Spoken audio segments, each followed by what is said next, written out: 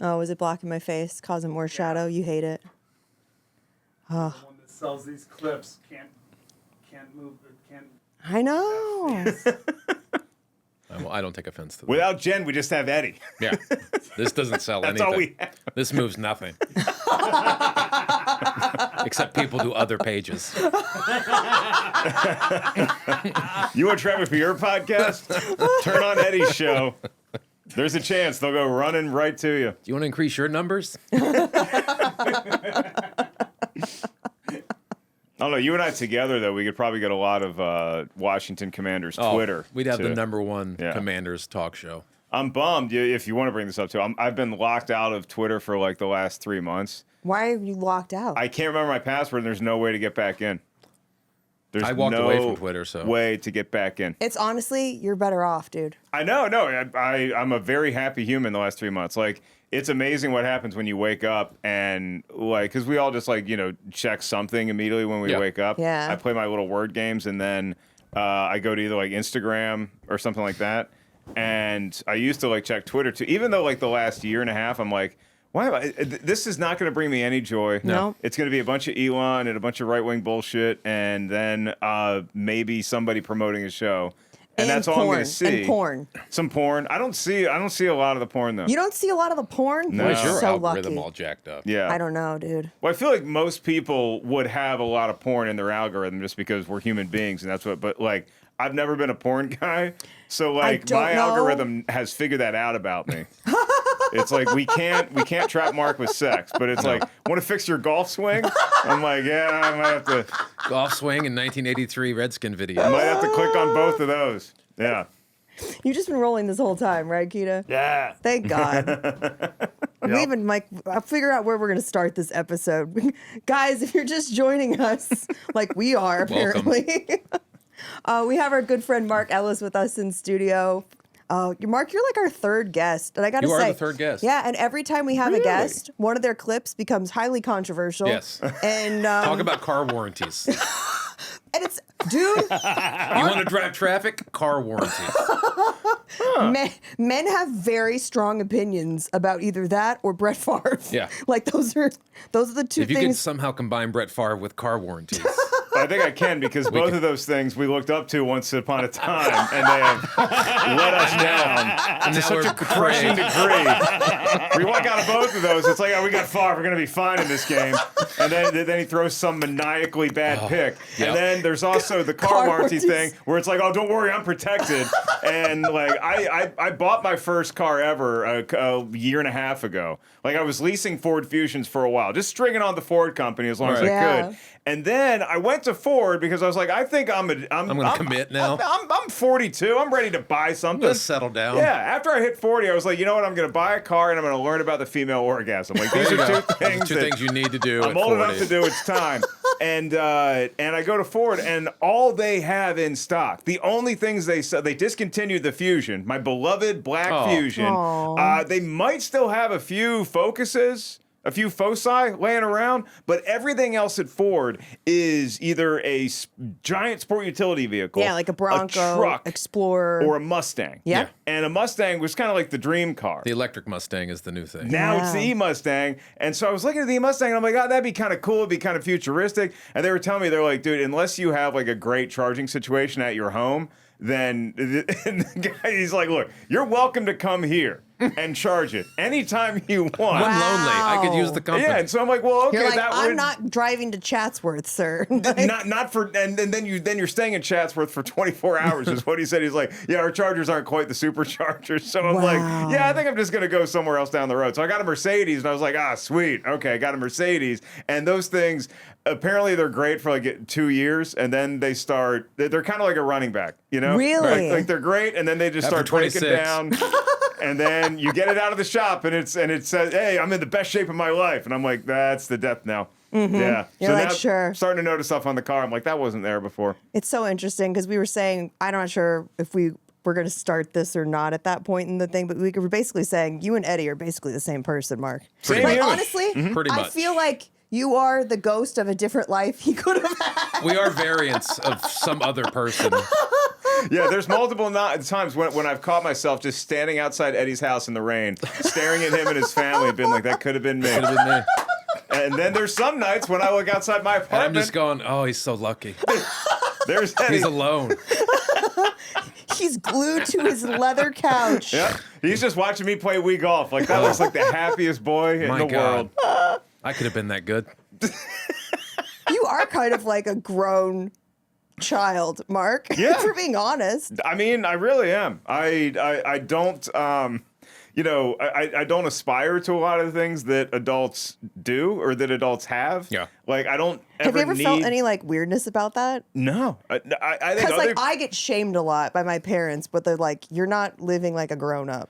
I think that my mom loves my lifestyle, and I'll tell you why. If I was her only child, then I think my mom would be like, all right, I'm going to need some grandbabies. I'm going to need like a daughter-in-law. Yeah. But I have a younger brother and I have an older sister. And they spout out the They siblings. have procreated. Yeah. They have done the marriage thing. Okay. And so she you're like has the hobby. You're like the fun one. I am the fun. I come Yeah. into town and mom's got somebody to hang out Yeah, with, yeah. you know? Because like there's only so many grandparenting she wants to Right. do. Yeah. And then eventually she wants to She's go like, "Oh, have a thank glass of God." wine somewhere. We play our word games. Like I can go visit her in Florida anytime I want. If she's down there, I can go see her in Virginia. Wherever she is, I can go meet mom, and none of the Aw. other kids can. So I'm That just is saying the great. inheritance is looking good right now. You guys want to like plan a night out at You don't Shakey's? have to divvy up your pie. That's good. Oh my god! But yeah, no, Eddie, I think Eddie and I have always been like, we have a special relationship. Yeah.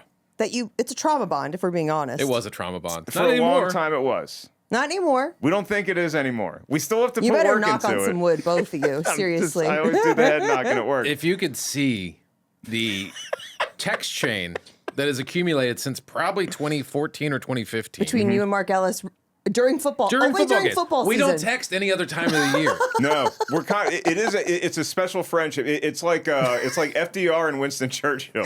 Like they Only don't talk times all of the time. crisis does it ever. They were in different continents, but when there's a war going on, all right, we got to figure something out here. And that war is usually a war of attrition against the New York Giants, and we hope to squeak out a victory 10-9 for some reason. We always struggle against that ball club, but we're both huge Washington fans. Yeah. And we've been through the bad ownership. We've been through the name changes. We've been through all of the bad Everything. times because we're old enough to remember the good times. I'm trying to go through our text chain just to pull out some conversation. when were the good times prior to this past year? Up until 91. Up until 91? Yeah. With a few moments of reprieve, 99, 2004 to 2007, 2012. But no giant victories. No, most of the things that he To speak mentioned of. are the Joe Gibbs eras. Yes.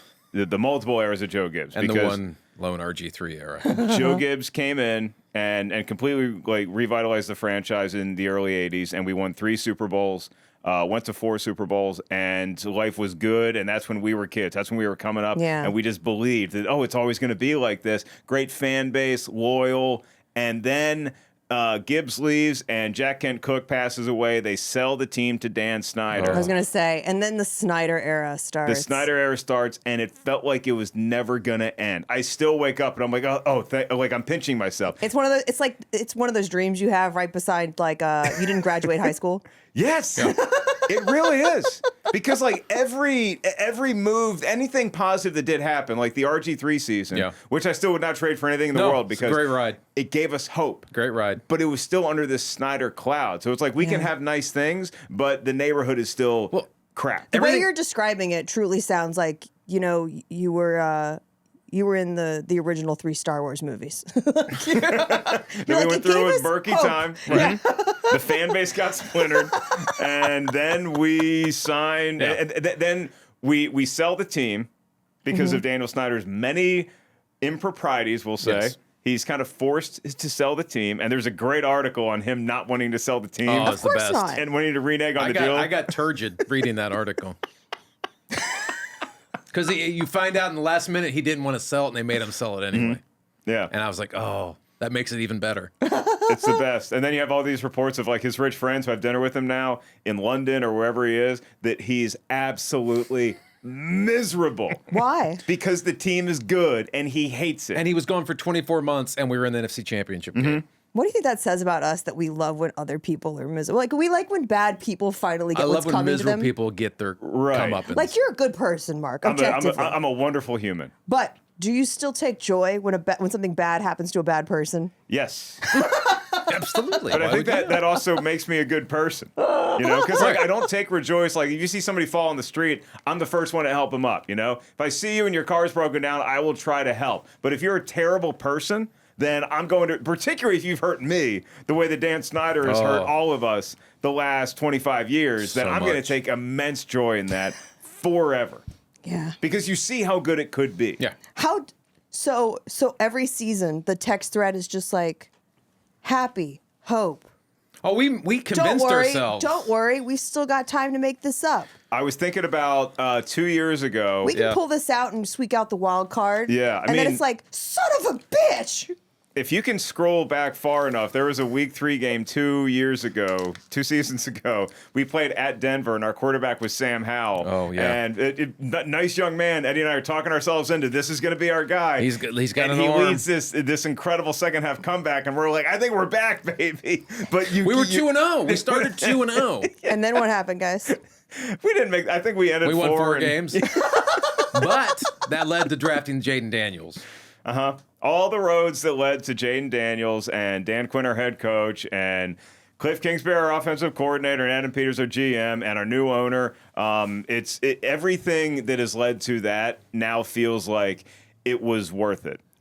Going through all that I felt like Tim Robbins at the end of You sound like Shawshank. a guy who's dated a bunch of crazy chicks. Yes. That's finally like, but I met my person. And all the other bad dates you've been on, all the other crap you've been through. Here. It has been worth it because in a weird way, I don't know if you feel this, Eddie, in a weird way, it's almost like it would have been great to just continue to coast off the Washington success and just have been a model franchise forever. But the fact that we went through what we went through and we're still somehow fans of this team, it makes it even more personal when you get a win. When you go to the playoffs and you go to Detroit and you beat the Lions in their house, it just feels like, man, we really did this together. It was nice. We did I felt this. part of it. They did a poll of the most loyal fan bases in the NFL, and Washington came out number 1 because they took the annual attendance during the worst seasons.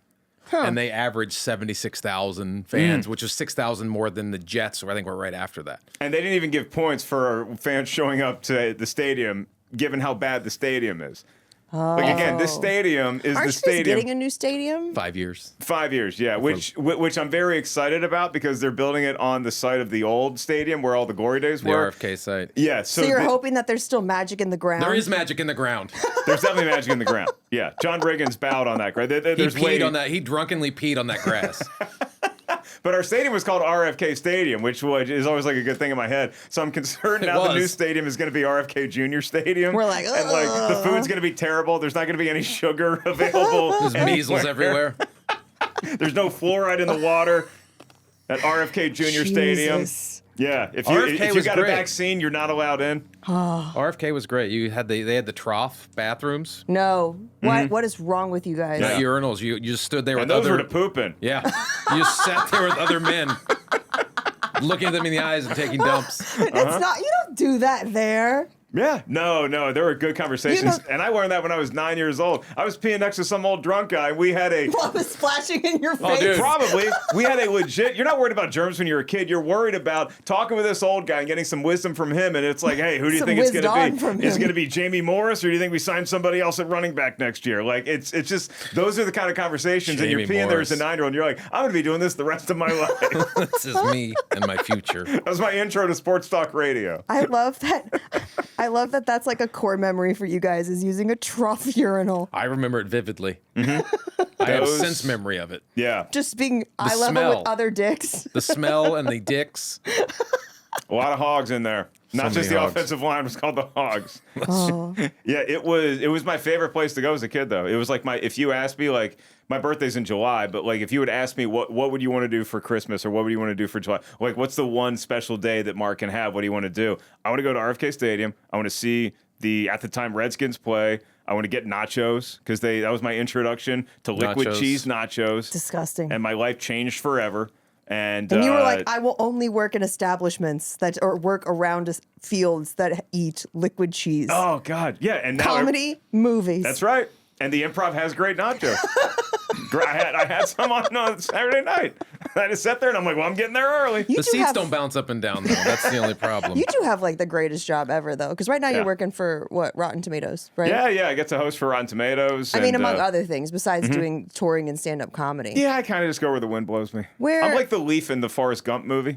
Just kind of blows around from place to place. Must be nice. How did you end up getting into movies, though?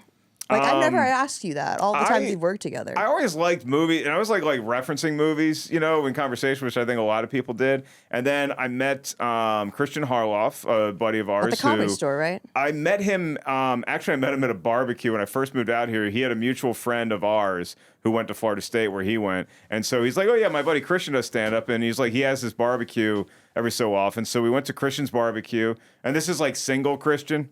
Or maybe he had a girlfriend at the time, but he was just like drinking a Corona, like flipping chicken on a grill and just like having a good time. I'm like, oh, this seems like a cool life. Yeah. And so we became buddies. And when the Transformers movie was coming out, the first Michael Bay Transformers movie, we were just riding around town talking about it, like how excited we were to see this movie because the effects looked great. We hope it was like the Rock era Michael Bay making it. The movie didn't quite turn out that way, but in those conversations, we started realizing, like, hey, we bounce off each other pretty well talking about movies. So we started this YouTube show just back when YouTube was just becoming a thing. Yeah. And it was called Schmoedown, and it was just like we wanted to review movies, not like highfalutin critics, but like two dudes. People who went to film school. We were just two dudes talking about movies on the level of most general audiences is kind of the way we thought. But also we're comics, so it's like a good opportunity for us to just be in front of a camera and talk about something that's fun, and we can joke around with each other and get some laughs, and maybe it builds an audience.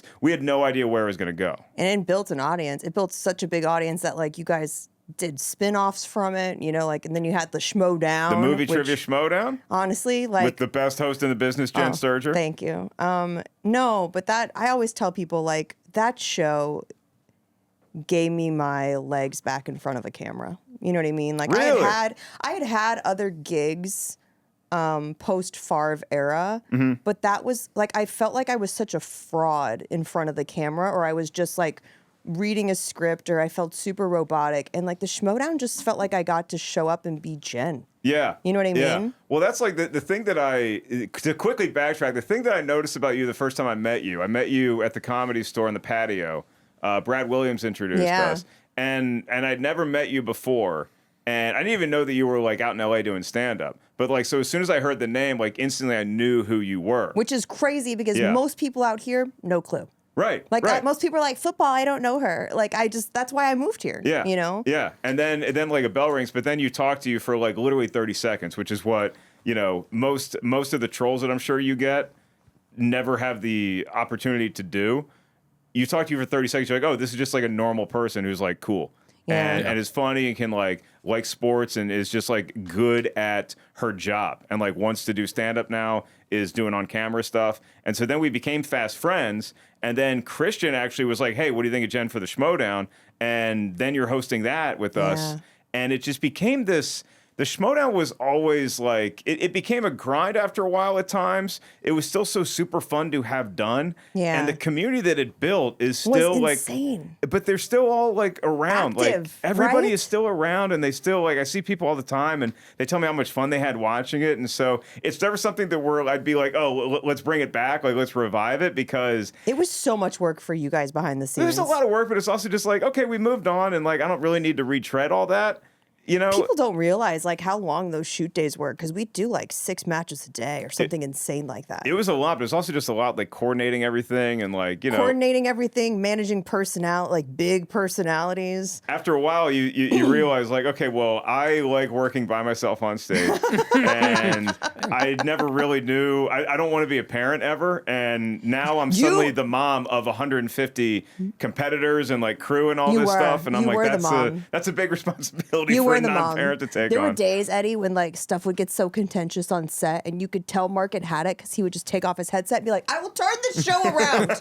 Like this is movie trivia, everyone. Guys, calm down. What are we doing here? But he would just be so calm and be like so patient, and then like the wrong thing would, and finally you would just see the light leave his eyes and just rage take over, and he'd be like, "Guys." And it's like when your mom would turn around in the car. And we don't Yeah. want to see that, Mark. No one wants to see that, Mark. Yeah. It was like my mom when she would like start talking without her teeth going up and down.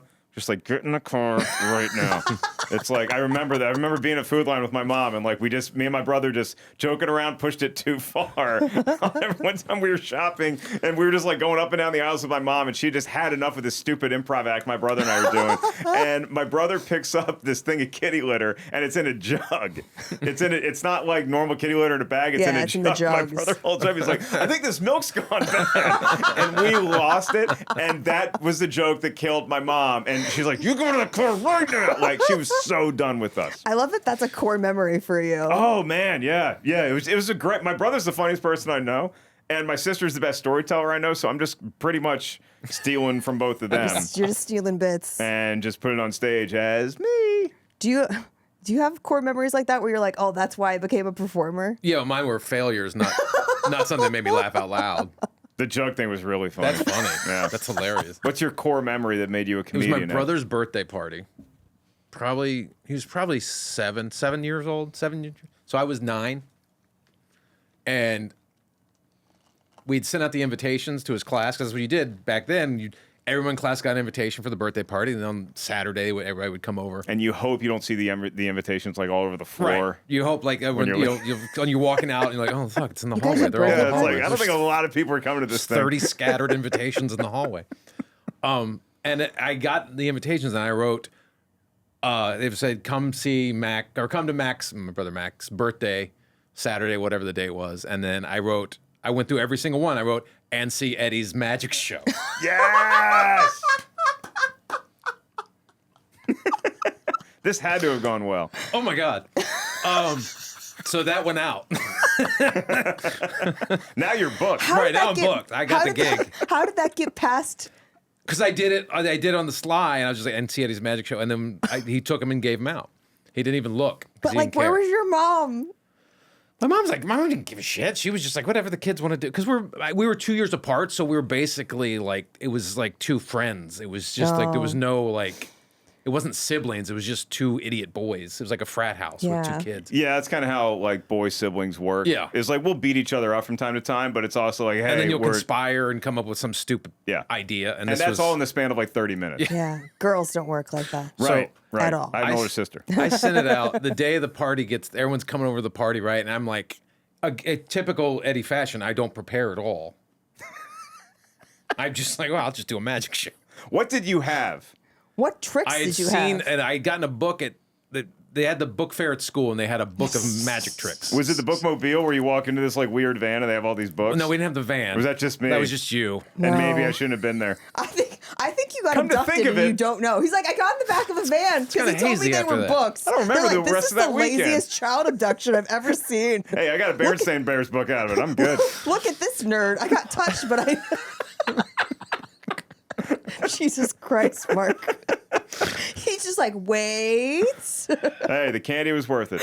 Anyway, Always continue, Ed. is. So there was a trick about how you could put a needle through a balloon without a pop in. Yeah, good one. Because you blow up a balloon, you put a piece of Scotch tape, and then you make sure you put the needle through the Scotch tape, and then it'll be able to go in and out without popping the balloon because it holds the balloon together. Whatever. Okay. So the party's happening. Everyone's in the family room. Everyone's having a good time, just talking or whatever. Whatever kids do at that age. And I stand up on the hearth next to the fireplace, and I silence the room. I get everybody's attention. I'm like, hey everybody, magic show's starting. Are you wearing like a tuxedo or anything? I create a top hat out of construction paper. Good man. Jesus, Yeah. Colton is definitely your son, by the way. So I Looked was. like he was playing Abe Lincoln in the school music. I wish it ended better for him. So he got out of it easy. So If I had known it, I was right down the road. I could have John Wilkes Booth you if I had known, if I got an No, invite. Eddie, this is going to take you down a path of terrible life. 5-year-old Mark Ellis is ready to go. So I'm up there. I get everyone looking at me, right? And I pull the balloon out, and I got tape on. They can't see the tape because I'm keeping the balloon away from them, so they don't see the tape there. And I have the needle, and I go to stick it in, and it just fucking pops. And I'm just standing there with a stupid construction paper hat, and a pop balloon.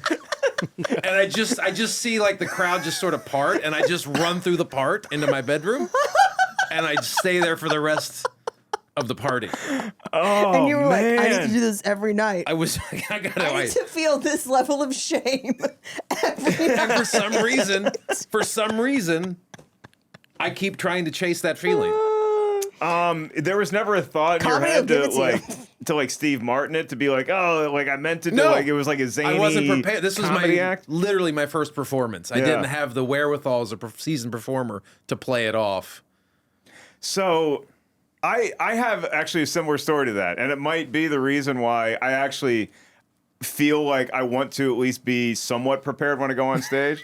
And it's because a talent show in 4th grade, it was me and a kind of buddy of mine. I think he ended up murdering a guy. Oh, I had one of those. Buddy of mine, and it was like 4th grade, and we wanted to tell jokes. And I don't even remember like if he came to me or if I came to him, but it was like we were just like talking, like, and it's like the talent show was like later that day, and like they still needed people to sign up, and it's like, all right, yeah, we can tell jokes. We can do a comedy act. We can do a comedy act, and much like we can do a 2-man comedy act. Like, Oh, God. what? And so gonna be he had Abbott and this joke Costello. book, and so we look at this joke book. And I remember having the wherewithal in 4th grade because it was a book of dirty jokes. Oh, no. Truly tasteless jokes? Yeah, Was it truly it might have tasteless been a jokes? truly tasteless jokes. And there's like maybe one of those jokes that you Without might the be able N-word to in get it? away with. Yeah, it was like what's sticky and green and smells like Miss Piggy, like Kermit's finger. That was like the safest joke you could tell out of that book. And so we came to this agreement where he would read the question and then I would do the punchline. Oh, my God. But I didn't know what any of the jokes. I hadn't seen any of the Right. jokes, So you and just- so in my head, I had to edit on the fly because I did not want to go to detention for this. Oh, my God. Right? And this is a Catholic this is a Catholic school, and I'm in 4th grade, Catholic elementary school, and You were going to get whipped by I have it. nuns. that's the book. Yeah. I have it in my phone. And so he sets it up, and I remember being like, oh, and I like had to edit and nothing got laughs. And to this day, I don't recall a room being that silent, full of kids. Because it's full of kids, and you This imagine is like, a magic show full of kids. yeah, you figure there'd be like even like applause or just laugh at us at that point. It's embarrassing Right. for us. Make a noise, be uncomfortable, boo us. It was so dead silent you could hear a pin drop. I think after that might be the reason why I don't do sketch or improv, is because I'm like, I think I'm done trusting other people on can only stage trust for the myself. rest of my career started today, and I'm never doing this version of that again. I don't remember like any times really quote unquote messing up that like made me want to perform, but I do know that there were times like I got the lead a couple of times in the play, and every once in a while, you know, like an ADHD squirrel moment would happen, and I would just go off-roading. Jen's Which is- four-wheeling. I was Which like, is just- great in a play. Just fucking yes and the shit out of this, Yeah, you know? that's what really Godspell lacks, is just a riff Oh yeah. in the middle of But I would make these like moments funny, and they were like, I don't think this is supposed to be funny. This is the Diary of Anne Frank. What are you doing? I was supposed to play a waiter. And this like couple was breaking up Nice. at a dinner. Like it was like a play, you know, in junior high. The couple was like having an argument at Just this as a play. guy who eats at restaurants by himself a lot, I Yeah. love seeing this happen. So I was supposed to love be seeing the breakups waiter, happen. and I was supposed to just come over and interrupt them and take their order. And instead, I walked over and I sang the Happy Birthday song. Yes. How old were And you? God, I was like 13. And you're just like, this is gonna kill. Like, were you I'm thinking like, about the audience? This is gonna ruin this moment for these people. That's awesome. And when I got off the stage, like my drama teacher was so furious because I had ruined this. Because you imploded the play. Yeah. It was like happy birthday, da da da da da da, like, you know. I can see that working though. Yeah, I can see that working. Then you get into whatever your lines are, and then it's like, hey, I added a little bit of spice to this, but you know, but there is a chance that the other actors who, dare I say, maybe not professionally trained, No. didn't know how to handle did it. not know how to. They just stared at me, just like, It's not your "The fuck are you doing?" And like trying not. The girl was really mad. The guy thought it was hilarious. I'm sure. I'm sure. The only other time I remember doing something is like talent show wise, and it's very similar to yours, Mark, is we signed up like the day of the talent show again because they needed kids. And I was like, we can dance. Yeah, you can. Me and my friends can do this choreographed dance to arguably one of the dirtiest songs that I think it was like Janet Jackson's If or something. Ooh. Where those lyrics are not appropriate for third graders. No, they're not. Yeah, but I had great parents. So, but I think we made it maybe 35, 40 seconds into the song. Record scratch? Yeah, and you just heard, No. and I was like, oh, but the song's not over. And they're like, it is. No, this is all of this is over. It is. This is all over. of it. These little kids just gyrating. You know? That's so good. Yeah, man. Talent shows were the best because like nobody ever vetted anything before a talent show. No. None There of was the no nuns audition wanted process. to know. Yeah, it's just like, hey, get on stage and do your talent, and that's it. The Because only we don't ta- want to teach for the day. I is signed what up it for a comes down talent to. show when I was in second grade, and the only time I ever signed up for one, and I chickened out of it, and I've always regretted chickening out, and I always have that. Whenever someone offers me a gig or something, and I don't know if I want to do it or if it won't be right for it, I always no, I'm going to do it. This could be that talent show. This could be that talent show gig that I passed up. What were you going to do? The talent show could have was changed gonna- the trajectory of your life. Right. Like, did you back out knowing what your act was going to be? Yes. I was going to do. Remember the Robin Williams Popeye movie? Yeah. Okay. Remember the song he sings, "I am what I am," and the horse in the little horse racing boat. Yeah. Dude. I had memorized the choreography for the whole scene. Yeah. And I wasn't going to sing it. I was just going to lip sync it and dance around the stage dressed as Popeye. And I got to the school, and my mom drove me to the school, and they were getting ready to start it. They had the lineup. I was there. I was in the wings of the stage. And you just ran out to the car and I were was like, drive. I can't do this, Mom. I can't sing. I can't do this Popeye thing, Mom. And I'm sitting there dressed, and she takes me out to the car, and we drive home. So funny you I mentioned. never did That's it. a good mom. That's the second Yeah. time in 24 hours that I've heard the movie the Robin Williams Popeye movie mentioned. I have the soundtrack on my phone. Yeah. We have a lot of weird things I on do your have a lot phone. of weird things on my apparently. phone. I love that including that soundtrack. joke book. No, but the reason I saw the Robin Williams Popeye movie thing was they were asking someone, "What's like the craziest set you've ever been on?" Have you seen this clip, Mark? It's like floating around right now. And this guy who's worked on Grease and Saturday Night Fever and like all these different sets, he goes, "Oh, easily the most drug-riddled set was Popeye." He goes, That movie's a fever dream. he goes, it's like you're playing a record that's supposed to be played at slow on high. He goes, there was so much cocaine Oh, on I that can set. imagine. He goes, at one point, because it was shot on film, and he Yeah. goes, and they used to mail it. You know, they had to mail the dailies Yeah. back and forth to Hollywood. He goes, at one point, we discovered they were using those containers to ship drugs. That's awesome. Speaking of Vietnam,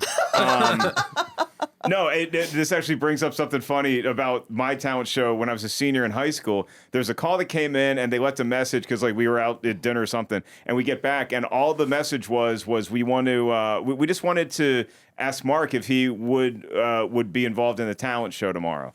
And that's all I knew, and so you can't call your You're a like, teacher can't turn back. these people Yeah. away, So I assumed that they wanted me to be in the getting talent offer show. only Yeah, now. because people knew me as the funny guy, stuff like that, and so I'm oh, I got to come up with something. So I memorized that night. I watched, and I was watching the Netflix Vietnam documentary because that's the age I am, and it's riveting, but it's as depressing as hell. And it brought back this memory. I was watching Good Morning Vietnam, and I memorized Robin Williams' opening riff the first time he's on the radio. Yeah. Good Morning Vietnam. We're gonna rock it from the Delta to the DMZ, and I memorized all that because I thought they wanted me to do a thing in the talent show. And I'm ready to go, and I think I can do it. And You're hyping yourself up. not knowing that this is about Vietnam. And it's about the 60s, and none of these kids are going to get any reference other than maybe Good Morning Vietnam. And then I'm talking about Vietnam-related stuff. Thank God that didn't happen. They asked me to host a talent show. And I'm oh, thank God. Okay, so... Dude, that's what happens when you get raised with parents that make you watch older stuff. Because you're kind of... I feel like that's what Colton experiences. Colton is totally a kid from the fucking 80s. Colton is 45 years old. He absolutely His is. son is 3 years younger than him. Yeah, Absolutely you guys is. could all hang out, and he would be one of you. Yeah. I mean, from what I see of Colton, he goes to AC/DC concerts and he goes to old movies with his dad. And I'm like, this kid has the life. He was driving last year after his football game. They had just lost to a team, I think Arlette or some Monroe, some team in the Valley. And he's on the bus with the rest of the team driving home. And at the point, I'm not on the bus, but I hear the story secondhand. All the other kids are on their earbuds or listening to music, whatever. The coach comes and sits next to Colton. Colton's got his earbuds in. The coach told me this. Coach goes, "What are you listening to?" And he's like, "That's Life" by Frank Sinatra. But he was jamming out. He was jamming out to "That's Life" by Frank Sinatra. He's the only kid after the game in a suit. Like he was having that moment. You guys don't do that where you have like main character energy, and he was just probably like having a montage in his head after losing that football game. Just listening to "That's Life." What 15-year-old kid in 2024 had Frank Sinatra on his phone, downloaded onto his phone to listen to "That's Life"? Yeah, knew to listen to it. To listen to like you might be that age and hear Frank and be like, "Oh, I think that's Frank Sinatra." Right. But to have the wherewithal to play and to take that song after a loss and then listen to it to commiserate with yourself. Yeah, he was having his main character energy. You guys don't do that? So he's an old man. Yeah, you never like look out the car window when a certain song comes on. You're like, oh, this is where I'm supposed to be sad. Wish it was raining right now. Yeah, I mean, I think we have those moments, but like driving around, like Mark's I always sorry, I can't relate to my Mercedes. I don't really have main character energy. I don't really. Your comic relief. I guess so. I don't really have You're not energy needing man at all. energy? I have no energy left in this body whatsoever. There's very little things. The only things that will get me out of bed in the morning. You have watcher energy. I have lurker energy. That's all I have. Yeah. I just kind of hang in the background.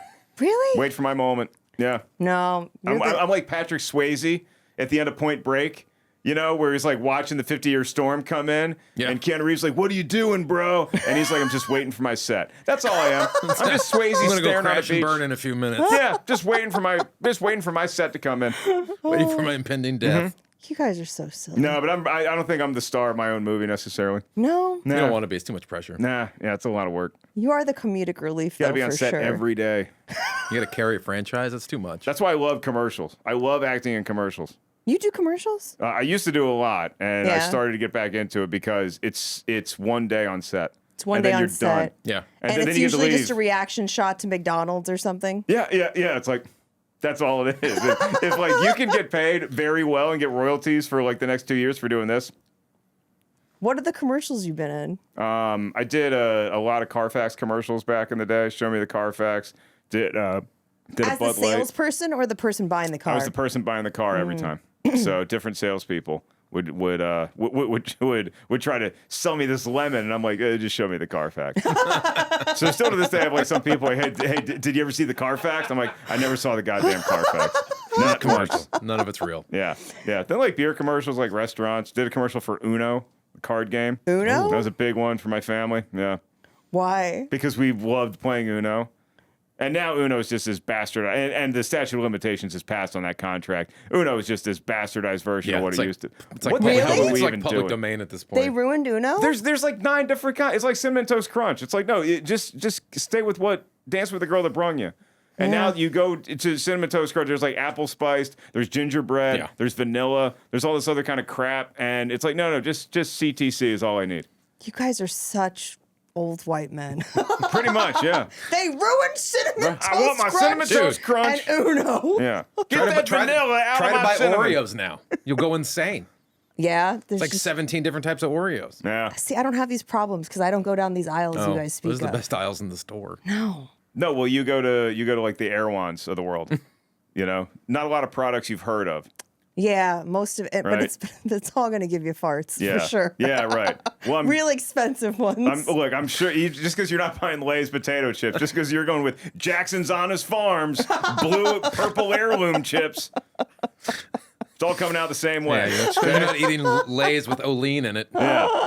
God, man, the 90s really lied to us as far as like most of the health problems that I think we all will continue to experience late in our life is due to one singular thing in the 90s, and that was the food guide pyramid. Remember when the government introduced the food guide pyramid, and it's like, oh, this is your guide to healthy eating, and it was like this pyramid and like all these different tiers of how many portions to put. So on the bottom it'd be like, you need like 12 servings of bread, and then you need like 10 servings of pasta. So true. And then there was like a line just for Wow chips. And then it's like you can have all this other stuff. Then one almond way at the top. You can splurge Mark, with one almond. I think you've drastically recreated this pyramid for yourself. I'm telling you, man. Very carb heavy. You ask fitness experts Very today carb-dense. what that food pyramid is, and they say basically take it and completely flip it upside down. I was on a show with Dane Cook the other night, and he just kept raving about the carnivore diet, and I was like, oh, we lost him. We lost another one. Like, I feel like dudes get to a certain age and you're like, all I can eat is meat. I need something with my meat, though. Like, I can never You need eat a potato somehow. meat by itself. French fry. But I'm also, like, I kind of wish I could go vegan. Didn't you go vegan for a minute? No, I went gluten-free for a month. For a month? And that was... And then you remembered beer has gluten in it? Well, okay, so... I didn't go gluten-free. There's a beer you can get at Erewhon that is, like, brewed to remove gluten.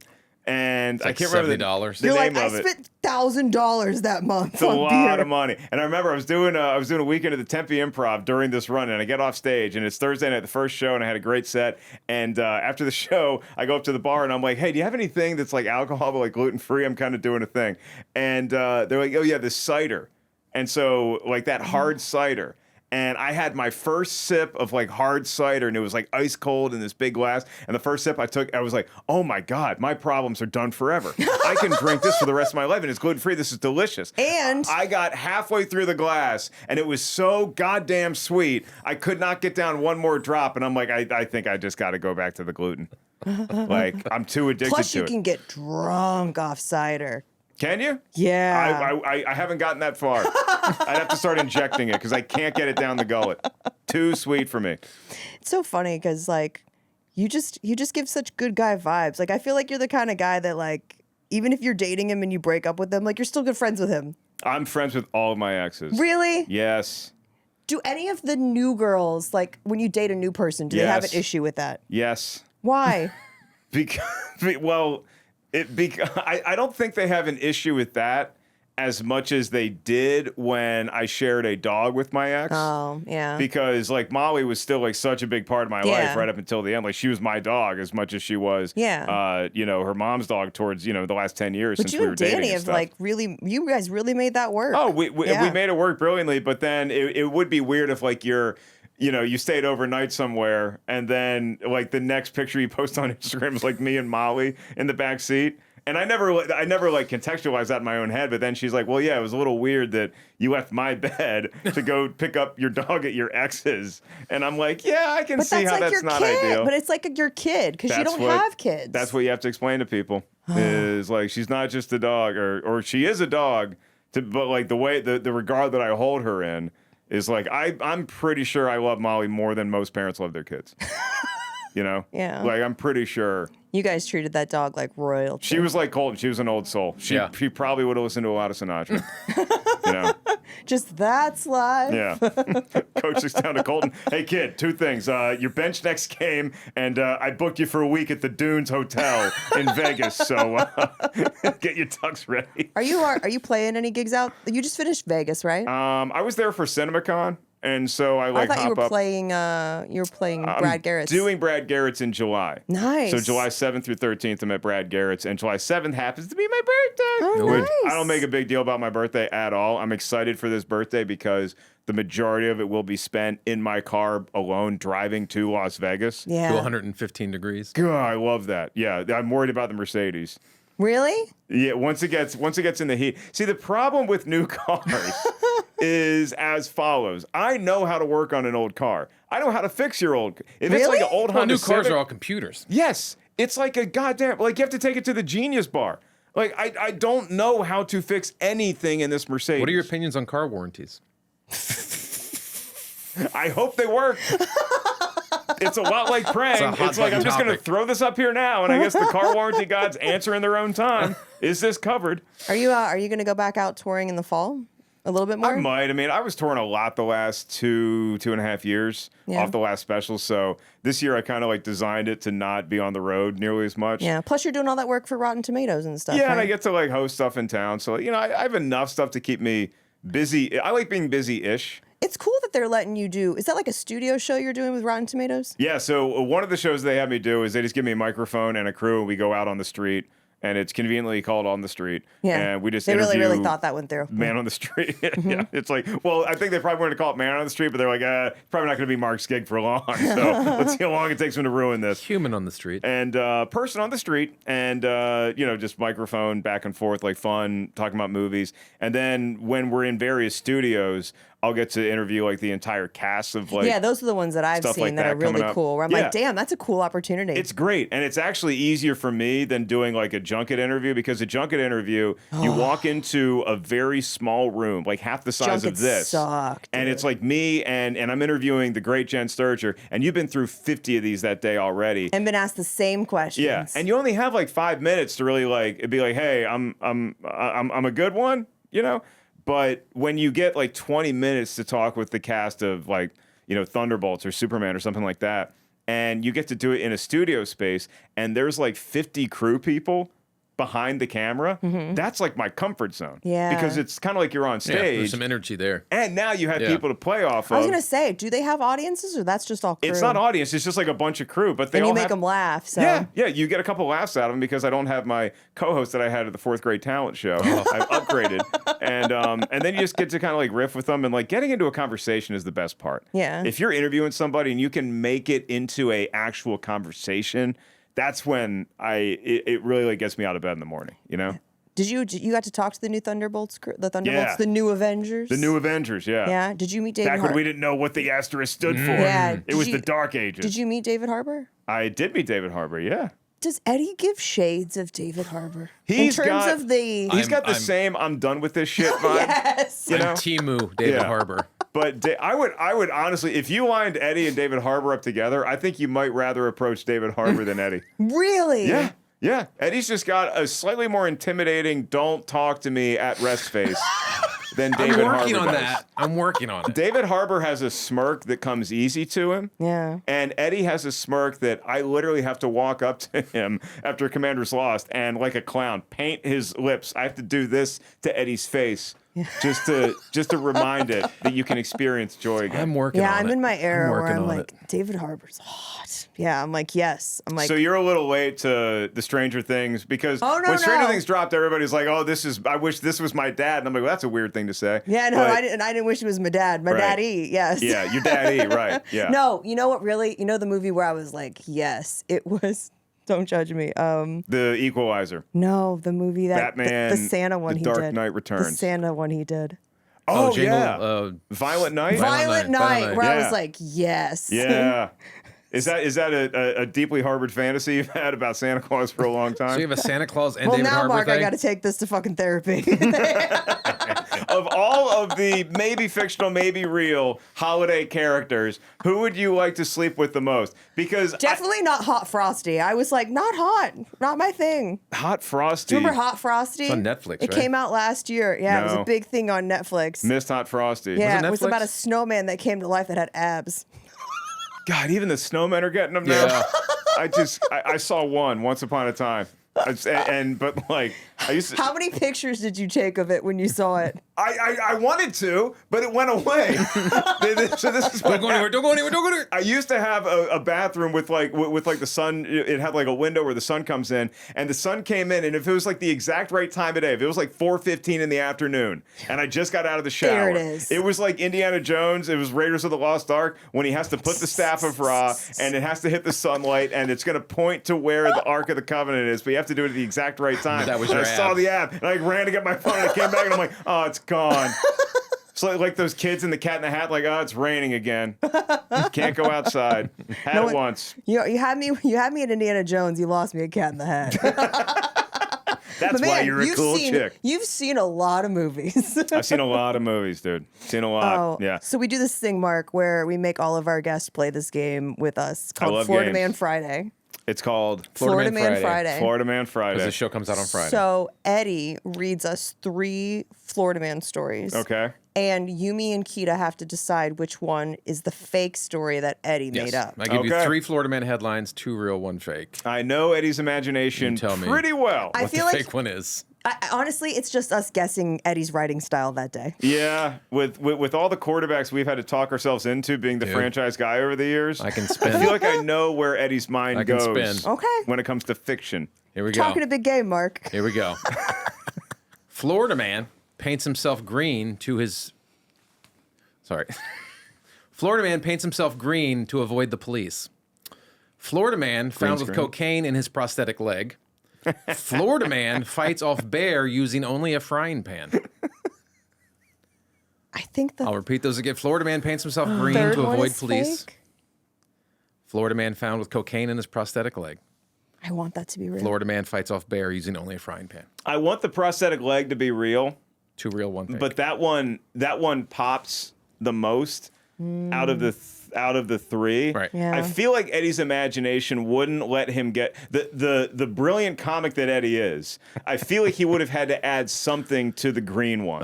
Yes. Okay. Right? Yeah. Like he would have had to pepper that with some Sure. sort of spice. Yeah. Sure. Like, you think the prosthetic leg, cocaine in it? Yeah. And then, I think I'm going number 2. Okay. Is the one fake that Eddie Kita, what do prosthetic you leg. got? Yeah. What was number 1 again? Florida man paints himself green to avoid police. And then the frying pan on the bear. Florida man Yeah. fights off bear using only frying pan. Yeah, I totally believe too. Oh, I believe them all. I think. They all happen or they will happen. See, opposite. I think number 1's too simple, Oh. and yeah. I So you're going that's- number 1? I think we Eddie all wrote chose the first different one. ones. Oh, You're going okay. number 1? Somebody's going to win in this room. Someone is gonna and that's win. really You took exciting frying for all pan. of I us. took You frying took prosthetic pan. leg. You took painted green. Yep. Your winner and Florida man, Kita. Whoa! Oh. Sorry to God, I am discredit your fake sweeping story, up. Eddie. Sorry to be like, Well, Eddie would have come I- up with something better than that. I thought you would think I would do it a little more clever. You would have put more spice in I would have there. put more spice God, in this it. guy's a pro. So I went with the bland one. Yeah. See, I don't have that much confidence in you. Thanks. Mark, where can people find you? When are you at Kimmel's again? I am at Kimmel's. I might pop in Not at Kimmel's. Brad Garrett's. Yeah, sometimes I usually sneak over to Kimmel's late at night though, so you Yeah. could find me there. But Matt Brad Garrett's Comedy Club in Las Vegas, Nevada, and that is July 7th through the 13th. Great club. That's a fun club. Love the club. The staff's the best. And for all the updates and like all the Rotten Tomato stuff, you can hit me up on Instagram at Mark Ellis Live because I'm locked out of Twitter and have been for 3 months, and it's been Honestly, the best 3 months of my That's adult why life. you're so happy. It's- Truly. I feel good. The sun is shining every day for 2 reasons, Jen. I don't have to go on Twitter anymore, and the Washington football team is back, baby. Jaden Daniels. For now. Jaden, stop it. Eddie, where can people find you? At eddiepence.com or at Eddie Pence on all the socials. And go to my YouTube page. I'm almost close to monetizing it. So Nice. watch videos on my YouTube page. Yeah. I Yes, think help his us birthday's monetize this his thing. brother's birthday is coming And my up, brother- I have a so magic he could show. be having a magic show. My birthday is at the end of the month, so I could be doing a magic show You for myself. you need to close your next special with that story, and then have somebody bring out a balloon, and then you can actually see if you Make can my own web do the redemption. trick. Yeah, Eddie, when is your birthday? June 28th. I'm the 23rd. look at us, Look Bunch at of that. cancers And in the you're house. early July. July 7th. Yeah, Wow. Bunch of Look at cancers. these- And you're all in these November? birthday boys. Yeah. When's your birthday? Yours already happened, right? No, November 29th. Oh, So wait, okay. we're all cancers. Isn't, Yeah. that, isn't that gross? Yeah. Mm-hmm. Jen is just surrounded by cancer. I'm a Cancer rising. I know what that means from dating. Mentally ill. I know what that means Mark's from like, first dates, being like, "Girls." oh yeah, oh you're moon rising, oh yeah, I know what that is. Good, jeez. I'm at Jennifer Sturger, guys, on all the socials. Please keep giving us great ratings and positive text reviews. Mark, thank you so much for joining us Love in you studio. guys. I know how hard it is to pull you away from the golf course, so I really appreciate your time. Yeah, my back's a little tweaked, so I'll be taking a couple days off, and I'll be right back into doing nothing but watching football come the fall. So, Guys, if you're in Vegas, please be sure and check out Mark when he's there. From all of us here at Not Today, we'll see you next week. Bye.